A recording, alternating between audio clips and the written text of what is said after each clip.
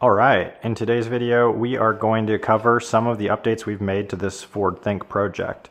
We have stripped down even more plastic to get it to the bare frame.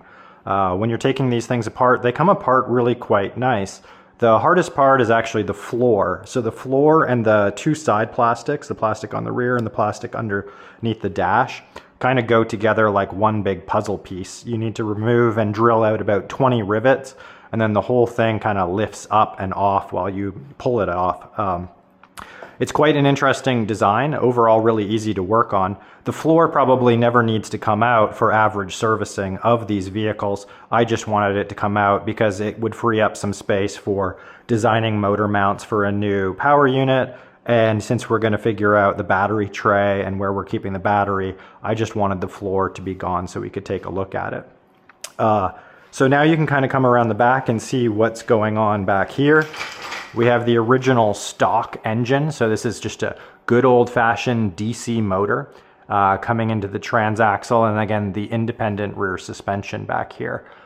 We have a lot of cool things that we can work on. What I wanted to do was create a kit so that this engine and drivetrain that we put in here is going to be bolt-in. I don't want to drill the frame. I don't want to weld the frame. We want to build some motor mounts off of the existing mount points to help hold our new power unit in place. So what is really cool about this is there's a lot of nice space.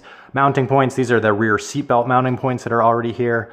The way the upper brace mounts, we have a lot of good spots in and around the transaxle that we can build motor mounts for back here, and some good space. When we come around the other side here, you can see the controller. So this was the controller, and then feeding its DC power into it's a good old-fashioned brushed DC motor back here. So with the wiring harness on the Ford Think, anything that was orange was 72 volt kind of power that was associated with running the drivetrain and the power unit. When you come around up front, they had some DC to DC reducer. There's one here, and on mine, there was actually another one bolted to the front here. And what that did is it reduced the voltage to 12 volt. And the black power harness essentially ran most of the 12 volt accessories, more of an automotive style. So on here, there used to actually even be a windshield wiper squirter. So a lot of this black wire harness was 12 volt automotive accessories, your lights, your turn signals, etc. So that said, the most exciting thing lately is this box right here. As you can see, it says Stark Future on it. And so Stark Future is a company with Swedish founders, made out of Spain, manufactured out of Spain, and they are known for the Stark Varg, which is the most powerful electric motocross bike. So if you've ever seen one of those Stark Vargs doing tricks and jumping, and they have crazy horsepower. You know, they started off with V1, which was about 60 horsepower, and then they have their V2 engine, which is 80 horsepower. These are the most advanced power units for electric vehicles these days. I was browsing Facebook Marketplace and came across this one, which wasn't too far away. So this is what I am going to use for the new power unit. We're going to design motor mounts and get it put inside. These are liquid cooled. It's an AC brushless engine. And this will essentially, if you think about this old-fashioned DC engine, would rev or get up to about 5,000 RPMs. On our Evolution carts in the controller, you see we set the max to 6,000 RPM. Now, this motor here will do 14,000, almost 15,000 RPM.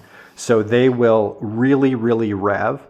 The other thing they have, this is a V1 unit, so I'm going to use this unit for all the mock-ups of figuring out where the motor mount holes are and designing a way to get it into the Ford Think. However, if we do want to upgrade in the future to the V2 engine, which has about 80 horsepower, this one is about 60 horsepower. But I do think it will be a lot for just our starting point and perfect for doing the mock-ups. So I was happy to find this and have it here in the garage, because that helps with the second phase. Is once we pull out and pull off this DC motor, it helps us start designing. We go into AutoCAD or or go into Fusion 360 essentially and try to design a set of motor mounts that will make this plug and play into our Ford Think chassis. So I have made some progress on some 3D printed parts, which might eventually get turned into other parts. But one of the main thing I really wanted to replace in this cart was the ugly steering wheel. The Ford Thinks have the world's ugliest steering wheel, and I wanted to be able to put an aftermarket wheel on here, but I also wanted to be able to preserve my turn signals so that they automatically shut off. So for that, I ended up having to design and build a steering wheel adapter to support the old plastic piece inside. I'll show you what's going on inside of here. So when this comes off, we had to have the plastic ring fit inside. This will preserve your horn wires. And this little clip here, this little piece of plastic, as it rotates, it hits this turn signal stock piece, and that is what cancels your signal. So depending on which way you're turning, as the wheel rotates back into position, it knocks your blinkers back off. And I wanted to keep that feature. A lot of the time with an aftermarket steering wheel hub, you lose that capability, and then you have to remember to turn your blinkers on and off. So this is after many prints, the semi-final version, which we may send off to have created in aluminum. And then this will be our new steering wheel hub. Going to add a quick release onto this hub, and then a new nice Sparco steering wheel will go on there, so everything will look new and nice. So that is one plastic piece that I have been working on. The other thing is this is the dash. I do like the dash. I'm going to reuse it. I printed a new cup holder piece.